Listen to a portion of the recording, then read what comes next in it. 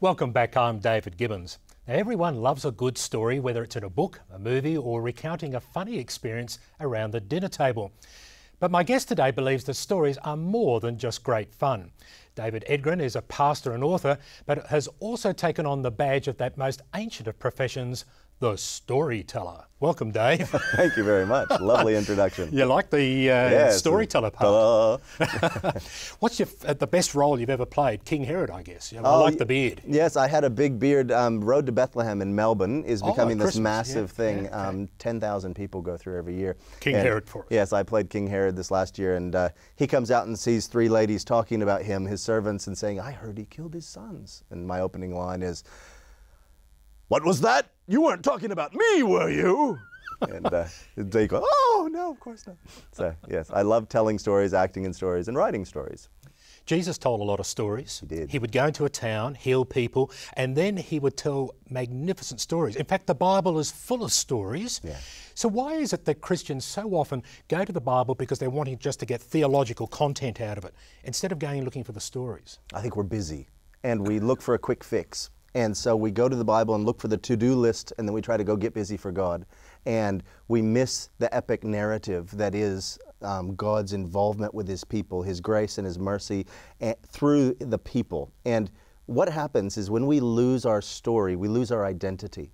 And that's largely what's happened to people in the way they treat the Bible, is they're looking for the quick fix, the bullet points, rather than involving themselves in the narrative and then going, wait a minute, this is my story. Yeah. And you're right, we've all got a story of our own, of coming to faith as a Christian. You've got a story, I've got a story. We should be sharing those stories as well, because they're our testimonies, and we should be getting immersed into the Bible and looking at those stories and sharing those stories with our children, our grandchildren, and the like. Now, you've written books, but foremostly you're a storyteller. So how do those two things work together, the telling of stories and the publishing of stories? Well, as a minister, I've found the most effective form of communication is a story. And so I've been traveling, telling stories to kids all over the place, and I have parents come up all the time, "I wish you'd write your stories down."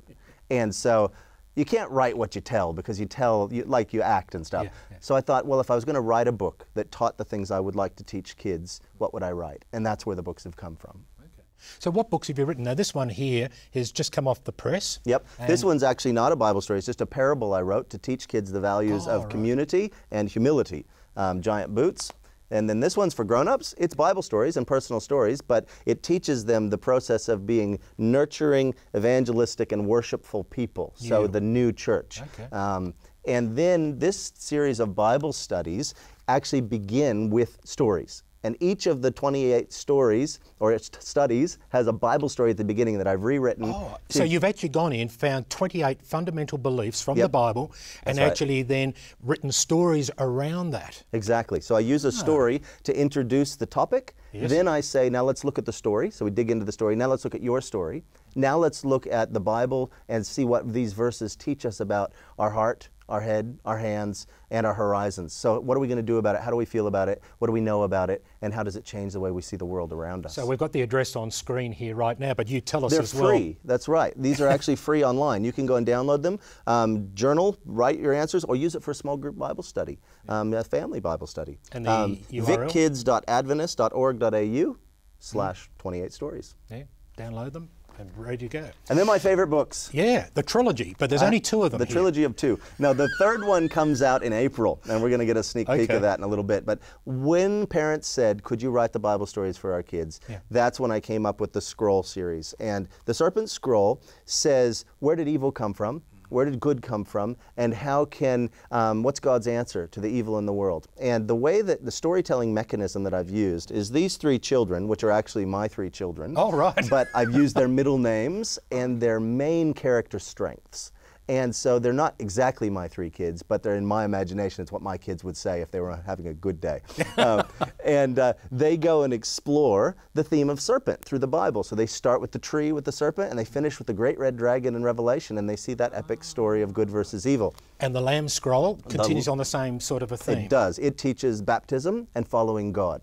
But again, using Bible stories and the three kids asking questions of the text from within the story. So is this a book that children just read for themselves, or can parents read the stories to the kids and get involved? Every chapter, there's an example, every chapter has questions at the end. The chapters are no more than 10 minutes reading time, and then the questions should lead to a 3 to 5 minute discussion. So parents can have morning worship with their kids, reading the stories and digging into the great teachings of the Bible. So tell us about the third one, can you? About the Kingdom Scroll? Oh, the Kingdom Scroll is my favorite of the three. After we've seen the reason, the good versus evil, and in the Serpent Scroll and God's solution, and after we've said, I want to be a part of this, I want to be baptized, follow Jesus, then we say, how do I live in the kingdom now? Okay.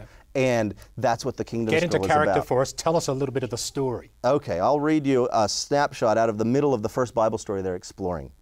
Before Arioch could announce Daniel to the king, an anxious voice came from the throne. Belteshazzar, Arioch tells me you know my dream. Is this true? Can you tell me what my dream means? Paul, James, and Hannah, that's the three kids, walked up next to Daniel so they could see the king. In the light of the torches, they could see the deep lines on the king's face, and his eyes looked puffy and red. He looks very tired, James whispered. And like he's been crying, Hannah added. He's very stressed about this dream, Paul explained. Stressed enough to threaten the lives of his wisest men and religious leaders. Daniel replied, there are no wise men, enchanters, magicians, or fortune tellers who can tell the king such things. The king thrust himself forward on his chair. He was on the edge of his seat. His eyes were bulging in anger. Why would Daniel say that? Hannah asked. He knows the dream. And its meaning, James added. He's a smart man, Paul said. Smart, James hissed in rebuke. He's going to get himself killed. After a dangerous pause, Daniel continued, but there is a God in heaven who reveals secrets, and he has shown King Nebuchadnezzar what will happen in the future. Now I will tell you your dream and the visions you saw in your bed. And I'll let you read the rest in April when the Kingdom Scroll comes out. Good. So how can people get hold of this, these books, this trilogy? You can go to the Adventist bookstores around the country. You can go to AdventistBookCenter.com and order any of my books. Okay. And you can go to my blog and read about what I'm doing now, what I'm writing now, which is we'll put the blog on PastorDaveOnline.blogspot.com. Okay, great. Thanks, Dave. You're welcome. Good to be here. I've been speaking with Pastor David Edgren, author and storyteller, and we'll be back after the break. Great. Thank you very much.